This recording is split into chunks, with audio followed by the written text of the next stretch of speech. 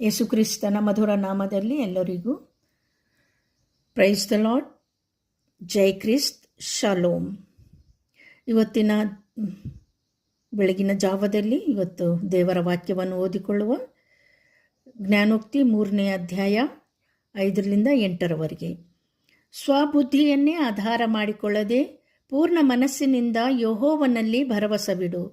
ನಿನ್ನ ಎಲ್ಲ ನಡವಳಿಯಲ್ಲಿ ಆತನ ಚಿತ್ತಕ್ಕೆ ವಿಧೇಯನಾಗಿರು. ಆತನೇ ನಿನ್ನ ಮಾರ್ಗಗಳನ್ನು ಸರಾಗ ಮಾಡುವನು. ನೀನೇ ಬುದ್ಧಿವಂತನು ಎಂದೆಣಿಸದೆ ಯೆಹೋವನಿಗೆ ಭಯಪಟ್ಟು ಕೆಟ್ಟದ್ದನ್ನು ತೊರೆದುಬಿಡು. ಇದರಿಂದ ನಿನ್ನ ದೇಹಕ್ಕೆ ಆರೋಗ್ಯವೂ ಎಲುಬುಗಳಿಗೆ ಸಾರವೂ ಉಂಟಾಗುವುದು. ಹಲ್ಲೆಲೂಯಾ. ಇದು ದೇವರ ವಾಕ್ಯವಾಗಿದೆ. ದೇವರು ನಮ್ಮೆಲ್ಲರನ್ನೂ ಆಶೀರ್ವಾದ ಮಾಡಲಿ. ದೇವರ ಪವಿತ್ರ ನಾಮಕ್ಕೆ ಧನ್ಯವಾದಗಳು. ಹಲ್ಲೆಲೂಯಾ. ದೇವರನ್ನು ನಾವು ಮೇಲಕ್ಕೆ ಎಬ್ಬಿಸ್ತೀವಿ, ನಾವು ಕೆಳಗಿರುತ್ತೀವಿ. ದೇವರಿಗೆ ಮಹಿಮೆವಾಗಲಿ. ದೇವರಿಗೆ ಕೃತಜ್ಞತೆ ಸಲ್ಲಿಸುತ್ತೇವೆ. ಆಮೇನ್.